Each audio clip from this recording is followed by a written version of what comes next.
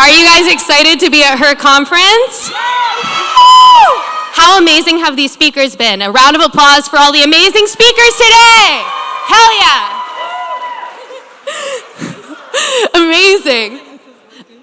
Is your mic on, Willa? Definitely not. Oh, yeah? A little bit. I'll have to project. Screaming. Guys, I'm so excited to be here today. My name is Iman Hariri Kia. My pronouns are she, her. I am a Her Campus alum, and it is so nice to be back. Thanks, Willa. But I am a writer, editor, and an author. As I mentioned, my debut novel, 100 Other Girls, is going to be coming out in late July. I hope you guys will all read. And I'm going to let my dear friend introduce herself before we get started. Hello, thank you. Woo! Everyone should pre-order her book, available online right now. My name is Willa Bennett. My pronouns are she, her. I currently lead the social team at GQ. Yes, that's Gentleman's Quarterly. I am the first woman to hold that title, and I'm also a writer and editor. This is the most fun I've ever had. Thank you. I had a book of poetry come out last year in March, and I had one come out also on Monday. All the proceeds go to the Center for LGBTQ. If you haven't been, it's in the West Village, and it's an amazing organization. So thank you for having me. I have read Willa's poetry book, and it is so incredible. Everyone's got to check out. It always happens. It is beautiful. Let's get into the conversation. Can't wait. So we're going to be talking about making friends and networking in post-grad jobs, and this is a really appropriate conversation topic for Willa and I because we both entered the industry at the same time. We both had entry-level positions in teen media. My first job in media was as an assistant at Teen Vogue. And mine was also on the bottom of the masthead at 17 Magazine. And the one thing I'm going to say is the craziest thing is we followed each other on Instagram before we ever met because I would look at her and be like, you have my job. Like, we're twins. We basically lived twin lives until we came together at a company. We met in the kitchen during Mardi Gras. Yeah. And we realized that we both just had really big dreams of connecting with teen audiences and filling spaces like this room today. So this is pretty much a full circle moment for us, isn't it, Willa? It really is. And this is also, we did a reading this week together, and we were looking around, and I was like, us like 2 years ago would have cried to see something like this. Like, we always would be in these media jobs and just like dream of filling rooms talking about words. And so truly thank you for coming, and it means so much to us. Yeah, 100%. Willa said something really great at this panel that we did earlier this week, which I just want to repeat, which is behind every finished product, there's a group chat of girls just freaking out and supporting each other and building each other up. So it's kind of cool for us to bring our group chat to you guys today. All right, let's jump into the questions, my dear. What is it like to enter media at the entry level? And what are some stereotypes or misconceptions about working entry level in media? Well, to quote my best friend over here, there is this energy in media, I feel like, when you start out, that there are 100 other girls who want to take your job, which is what her amazing book is about, and I encourage you all to read it.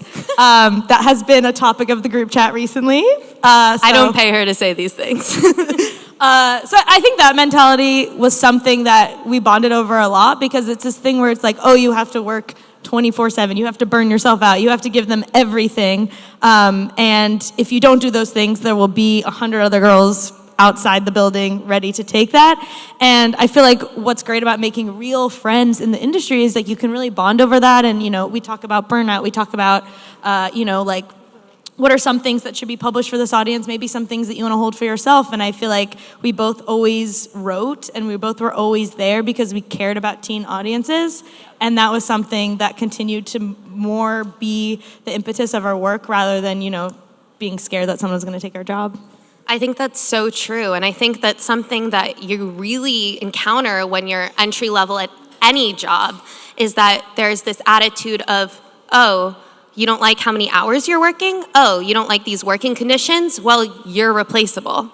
And I am here to tell you that that's actually not true. There's no one that's going to be able to do your job exactly the way that you are able to do your job. You are a person, you're not a title, and you shouldn't let anyone make you think that you have to sacrifice your morals or your boundaries in order to do a job. So, Okay, loved that. But speaking of making friends versus personal connections, I'm curious for you. What do you think the difference between making a true friendship and networking is, and where do those lines start to blur, especially in our industry? Yeah, I mean, I have always said since day one, like, I make friends, not connections. Like, truly, like, I make friends. Like, I care about the people I work with. The work we do is so personal. I mean, essentially, you're, like, spilling everything and giving everything to your writing, to your work. And so, it's more natural to make real friendships. And I feel like especially the industry that we're all in or we're trying to go in, it is personal. But I tell you, like, I can tell if someone is networking and if someone actually cares. And I think what sets apart, our friendship and a lot of friendship I've made at work, it's like we care about each other. Like, you're going through a breakup, you talk about it. You're struggling with coming out, like, we talk about it. And a good example of this is, like, when I was just starting out, I had not talked about my queerness on Instagram, online. It was like something that all my friends knew about me, but I was so nervous to talk about it online. And I was definitely holding myself back. And she was the first one that read it before I sent it off to my editor. And that's the difference between a true friend, like someone I can be like, I'm kind of nervous to talk about this. I know it's going to be fine, but, like, just tell me it's okay. And, she did that. And I think you can just tell. I mean, I feel like people email me sometimes and they'll be like, hey, would love to get coffee with you. And it's like, I'm really interested in sports. And I'm like, well, you clearly haven't done your research on me. Because, like, I write about, like, teens on the internet. Like, I don't, you can tell. And so I guess my advice, if you are reaching out to people and you are, sometimes you do have to network and it's very important, like, make it genuine. Like, do your research on them. Don't waste your time. Don't waste their time. Read their work. Like, really, like, engage with why them, There's so many people in the industry. There's so many editors you can Google. You can pretty much, with social media, like, find anyone at any company you want to work for, but, like, make it real, for real. And you can always tell. 100%. That was such a beautiful essay. And I remember that, too. I think specifically in media, the relationship between an editor and a writer is really intimate because when you write, you're basically sharing pieces of yourself and trusting this stranger to safeguard your work, your vulnerability. And, as someone who's worked at every level, writer to editor, I think that sometimes the most important piece of the puzzle is establishing trust between a writer and editor, getting on the phone, having that FaceTime, making sure that they understand that you see them as a person and not a byline, I think is a really key. I love everything that you said. I think really just focusing on who people are, not what they do and what they can do for you is key. Pay attention to the people that ask you how you're doing because they genuinely care and not because they want to tell you how they're doing. I think that you can really tell when someone is interested in collaborating creatively versus furthering their own agenda. But pay attention to those nuances, I'd say. And also from our side, like, we remember who reaches out to us and, like, reads things and, pre-orders our books. Like, you remember it all. The world's small. So sometimes I know you look at someone, you're like, well, like, they have a fancy job. They must not pay attention. Like, I could tell you, we did a reading this week and there were 3 people who, like, found us on TikTok. Yeah. And it's like, I'll always remember that. I followed them all back. I engaged with all their content. You remember. Yeah. So find those people that, like, are really special to you and make sure you are supporting their work because we're putting ourselves out there all the time. It does feel nice every once in a while to be like, hey, I read that. Yeah. And I really think when it comes to making those connections and forging those paths forward, a lot of the times when I talk to young people, I realize that we're all just kind of holding ourselves back. We're worried that we're going to look cringe. Like, we're worried that people are going to think, like, who is this girl? She's got 100 followers. Like, why would I take time out of my day to talk to her when it's actually the opposite? Like, we really know, I think that because for so many years, I was just such a huge fangirl of writers and authors and creatives, and I dreamed of being. Still am, though. Still am. Not past tense for me. So but it's like you notice, you want to be able to pay it forward, so never be afraid to reach out. Just make sure that you're doing so in a way that's genuine. And, when you send those messages that are like, I would love to get coffee, or I'd love to send you a few questions, like, do so because you genuinely want to engage with their work and not because you want to hear about job openings at their company. Don't bring that up immediately. Like, take a time to get to know them as a person, again, not as a job title. So question for you, Willa. Yes. You mentioned that you work in social at GQ. Willa, everything cool that you've seen GQ do in the past 2 years? Willa Bennett. Okay, so question for you. How do you find that people can genuinely collaborate and support your work and efforts in a way that's authentic and doesn't feel like, oh, they're actually just looking out for themselves? Yeah, I think that's a good question. I think you can tell if someone's paying attention to your interests or not. I don't know. It's like as simple as like an Instagram DM. Like, are you just like, hey, by the way, this is my resume? Or are you really like, hey, it's so nice to meet you. This is what I like. You just pay attention. And I'll also say that you can tell if it's a good fit. Like for me, my goal was always to make media better for the next generation. That was always like what I woke up in the morning, whether I was at 17 or when I went to BDG or at GQ, it's like my work is about the next generation. And so if someone is reaching out to me about a job, at ESPN, like I'm like, why are you coming to me? Like, it's like you can tell. And I think it's more obvious than people think. I think you look at, and I do this too, I'll like look at someone on LinkedIn and be like, wow, I want to be like them when I grow up. But it's like, they're all people. You can email all these people. You can follow them on social. I mean, with the social media, it's like, you can see what their kids are doing. It's so obvious. So when you admire someone, I would just take the extra step to like really pay attention to their life. Like even here at her campus, there's so many people here that I've followed on Instagram and I admire so much, and meeting them is so exciting. But it's like this is a place that means something and is special. I would not have the same feeling at a lot of other places. And so surrounding yourself and putting yourself in those rooms that are good fits for you, it's just more genuine. 100%. Something that I always tell my interns is, pay attention to the people that you're interning with. Pay attention to the people that you're writing for your college newspaper with, for your Her Campus chapter with. These are the people that in like 10 years, you guys are going to be running the industry, and you're going to say, wait, I was an intern at Her Campus with that person. Past that, for the 10 years between being an intern and running the industry, these are the people that are going to beta read your book. These are the people that you're going to send the essay to and be like, I kind of get a little vulnerable about sex halfway through. Do you think it's too much, or do you think it's not enough? And she's always going to say not enough. And I'm always going to say add more sex in. And I also think that like past that, these are the people that when you're working at 10 p.m. and thinking about quitting are going to give you a boundary check. These are the people that are going to proofread your text messages to your ex and your emails to your boss.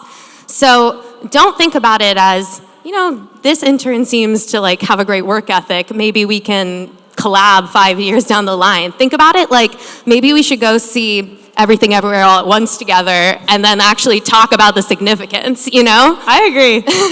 I'm going to go a little off script if that's okay with you guys. Okay. The question that I get the most from college-age students is, okay, you have a cool job. That's great. I graduated during a pandemic, or I have never been able to work in New York media because I work hours away in a different state. How do you break in as a freelancer? How do I, as someone with no connections, start writing? How do I get to where you're at? Want to talk about that a little bit? How did you get started? Yeah, this is actually a very special story because we have similar stories here. But I went to Sarah Lawrence, and I was studying journalism, and they would like put me on these assignments. They'd be like, go talk to this person for 20 minutes and write 10,000 words. So I'd like do it. I loved it. I mean, I could truly write about anything. So it was like kind of the dream. But also I was just like looking around at my friends, and I was like, no one's reading magazines in the same way. And I was like, I love what I'm doing, but it's not it. Like, teens are changing everything I'm studying. And so I went to my advisor. I was very existential. I was like, I have no connections. I have this, what I'm studying, like, truly is, like, changing in front of me. I was like, what if, for my thesis, I went to a middle school for a month and wrote about what journalism is? And I was like, this person is gonna laugh in my face. She was like, go for it. So I went to a middle school for a month, and I basically wrote this, like, whole thesis about how young people are changing the industry. Magazines, they're not going to go away, but what are they going to be? You know, I wrote about things like House Party. I wrote about things like Snapchat, Discover. Oh my God, House Party. I know, TBT. You guys remember House Party? At the time, just to like date myself, I'm a lot older than I look. Like Emma Chamberlain at the time, like wasn't even like blowing up yet. I was like, I found this emerging YouTuber. I was like, Glossier's kind of, you know, like. I remember Willa pitching Emma Chamberlain and people being like, who is that? Like, we couldn't get Emma Chamberlain a feature, much less a cover. Like, it was just a while ago, and that shows how much has changed already. But I wrote this whole paper that was like, you know, if something happens to you as a young person, first you're gonna go on social media about it, you're gonna Google it, then you're gonna talk to your friends, and then maybe you'll talk to your parents. But really, like, I wrote this whole thing that was like, social media is the future of storytelling, and there need to be better resources for young people. So in this project, you know, I was reaching out to people I loved, and I like DM'd someone on Instagram that worked at 17, and I basically was like, I love your work, this whole thing. And she was very nice and responded being like, I'll give you 15 minutes on this date. And so I like took the train from Sarah Lawrence. I had like danced that day, like pretend I was sick. I like pull up to Hearst Tower, and I look up, and I was like, I do not belong here. I was like, where am I? This is I had like worked in fashion as an intern. Like, I had no business stepping foot in this like fancy magazine world. And we're like sitting in the cafe, and I'll never forget, I'm like in my little suit, nothing's changed. And I'm like, I have this whole thing that I start talking, probably spoke too quickly. And I basically pitched my project, and I was like, look, like, I care so much about this demographic, and I have this research. If you're ever hiring? And she was like, we're not. And I was like, cool, nice to meet you. And then 2 weeks before graduation, I got a phone call that was like, we don't have a job, but we have like, you know, it was like this, it was an elevated intern. I was paid, and I was not technically an intern, but I basically like took editors' articles and put them in the CMS and published them. And I just went in there, and I was like, we should be posting more to Instagram. And, you know, at the time, they just like gave me the Instagram. And then I kept building more. I was like, we should launch on Snapchat. We launched on Snapchat. And yeah, one thing led to another. But it just goes to show, like, once you get in the door, you know, you can run wild. But it's really getting in the door. And again, it was one of those connections that was not transactional. It was like, I love this audience, and I care about them. And, you know, this is what I'm going to bring to the table. Very Willa. How about a round of applause for that? Now you have to tell yours. Hooky at dance, pull up in your Converse to the Hearst Tower, say, hire me. No, for real, I love hearing about your journey because it's so authentic to your love for teen magazines. And I think that that's been such a big through line for your career, is that you really want to do right by teens and young people and teen content. And I also love what you said about once you get through the door, you basically can make the most of the opportunity, because I feel like people outside of media don't know this, because I certainly did not. A lot of media teams are a lot smaller than you think. Yeah, they're very small. So if you're working in media, if you're working in edit, you're going to be collabing with social. You're going to be collabing with design. You're going to be learning about branded. You're going to be getting, you're going to be getting dirty with all these different teams, and you're really going to acquire a lot of skills throughout that process. So yeah, no, I love all that. My story is very similar. Another one of the reasons that Willa and I forged such a true friendship early on is that we were quietly across the country at different schools working on very similar theses. Like, while she was writing about teen magazines, I was writing about teen puberty and sex ed. And we were both just really passionate about basically providing resources for young people. And at the time, like, the internet, the digital media was just sort of forging. Like, we were going past the blogosphere, the Sea of Shoes, the Sartorialists, the Man Repellers, and we were getting into all of these, like, heritage magazines, like Glamour and Vogue were starting to say, wait, should we have a website? And so I really was interested in connecting young people with access to sex education, because I really believe that, like, the fact that the majority of states in the US don't have to provide medically accurate sex ed is the reason for a lot of, like, cultural societal issues. Won't get into that because half the people here have heard me rant about it in Zoom meetings before. But similarly, I started freelancing around the same time, cold pitching. I always tell college students, while you're in school and you're interested in being in journalism or being in media, challenge yourself to send a couple pitches every week when it's low stakes, when you're not doing it necessarily because you have to, but because you want to. Pay attention to the news cycle. Pay attention to what people are talking about in the spaces in which you are an expert. TikTok, Twitter, Twitch, all the T apps. And then when Discord, yeah, Add a D in there. get a D in there. And then when something happens, when you see a conversation starting, I want you to ask yourself, where would be my perfect place that I would read a story about this? I want you to find the editor that works there. I want to send you an email, pitch in the subject line, the headline you're proposing, and in that email, I want you to explain in one sentence what the story is. Next sentence, why they're the perfect place to run it. Third sentence, and why you're the perfect person to write it. Yes, short, concise. Short, concise. Don't go on for too long. And I want you to explain also, like, why you're the only person that can write it. Don't let them take your idea. Be like, I am proposing it in this specific way. I'm connecting it back to me because I want to show you that I am an expert in this space. That is really, as an editor, what I always look for in pitches. So I started freelancing using this methodology, and when I graduated, I really, really dreamed of having an entry-level position in media, but they're sort of hard to come by because you essentially have to wait for someone to leave for you to come in. It's not like consulting where there's, like, recruitment cycles and whatever. And I got a text from a call from an email, rumor mill, that the editor-in-chief of a magazine's assistant had quit. And I was encouraged to apply, and I knew that that job listing was going up before it even hit the website. So I was refreshing. I was like, I'm going to be the first person to apply for this job. And I don't know if you guys have seen, like, the Bold Type and all of these shows about, we're all Bold Type watchers, but assistants basically run shit, excuse my language. The people that are working 24/7 to make the magic happen, the people behind the scenes who you never really see their names on the mastheads, these are the people that media cannot work without.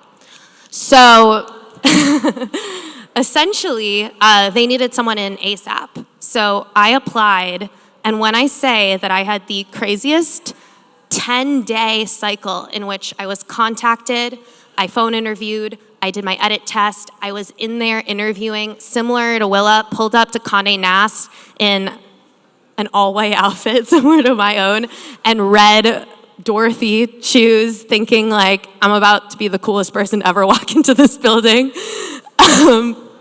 And pitch them on why they should hire someone who has never worked a media job in their life, when what they really needed was a secretary.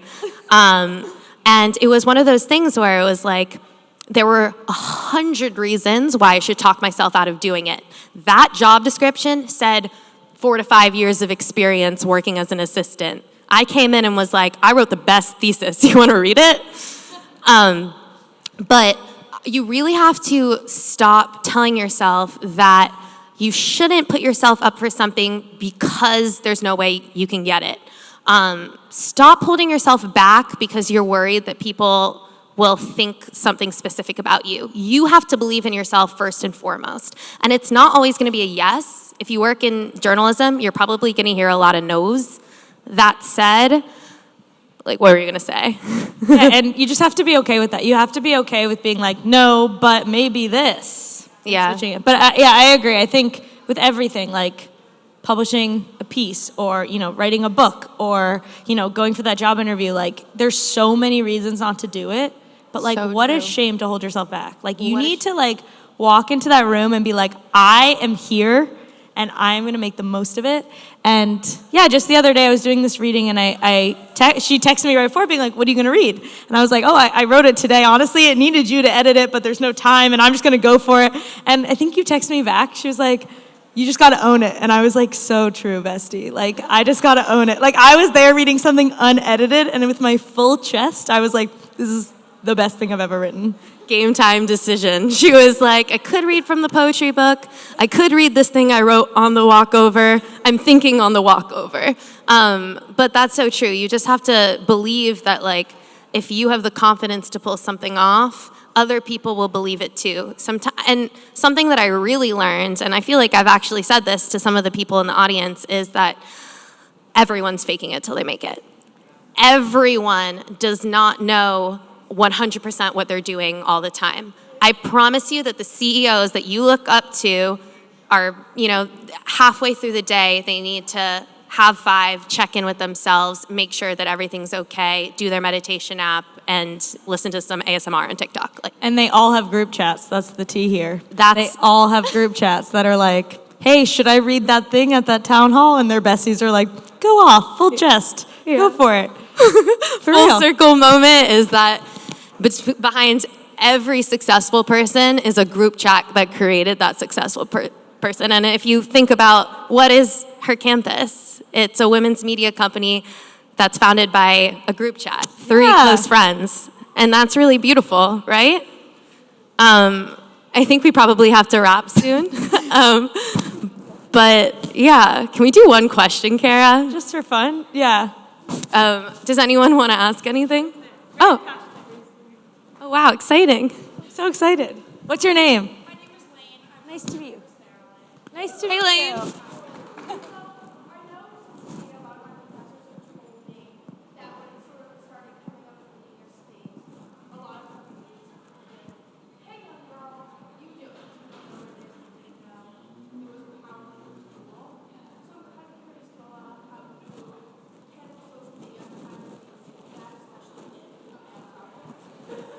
Yeah, that's a very good question. Thank you, and thank you for volunteering. It's very nice to meet you. It's a really good question. I think about this a lot because when I was graduating, there weren't even social media editors on mastheads yet. It was so pre what it is now. I feel like now people have even I've watched people almost retire from careers in social media, and I'm like, that's wild. When I was starting out, I was like, hey, we should post this magazine to Instagram, and people were like, whoa, really?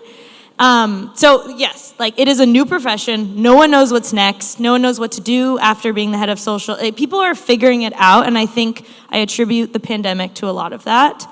But what I've always believed and what I've always said about social is it is storytelling. It is just another form of journalism. I don't see it as this separate entity that's oh, let the intern do that. No, it is. You're just as important as editors. The editor-in-chief of GQ and I are very, very close. And he said the smartest thing to me right when I got hired. I went in and I gave this whole presentation to him. It's if I took over the social team, this is what GQ social would be. These are the type of people we should feature. I've put people like Conan Gray and Joshua Bassett in GQ. That's wild. And, in my whole presentation, he was like, you know what? Instagram is the new face of the magazine. And I was like, yeah, you get it. If you think about it, it's essentially every single day, it's a magazine cover. So I don't know, to your point, I think, yes, we're still figuring out what it means. We're still figuring out that no, an intern cannot and does not run accounts. But also, like, we're still figuring out how important it is and, how, what it means to roll out a magazine cover across 21 GQs around the world. Like, we're all figuring out this is so new, and it's exciting, and it's also scary sometimes because, again, it's like, if you're like an assistant editor, then you become an associate editor, then you become an editor, and then you're a senior editor, and then, eventually maybe you're an editor-in-chief. Like, it's so straight. Like, I have watched some of my friends in social go into consulting, some of them go into marketing, some of them, go to a brand. Like it's a whole Wild West, and we're figuring out what it means. But to me, that's exciting because there's no blueprint. It's like I am carving my own career, and whatever I want to do next, I feel like the doors are open because everyone needs social. Versus, I'm not looking at like the same 3 media jobs being like, oh, yeah. And honestly, and this is the perfect note to end on, is social is another means for community building. Look at the faces in this room. Look at all of you. You guys have been connected through a social network, and now you guys are going to leave this conference feeling like you've made true friendships, feeling like you've got a new person that you can send your work, that you can workshop it with, who you can grow in this industry with, and that's the beauty of social. That's what her campus's social editor does so well, is create a forum for community. Go Ellie. Can we have a round of applause for her campus's social editor, Ellie? I'm so proud of this girl. All right. Well, you guys are so amazing. Willa, we did it, bestie.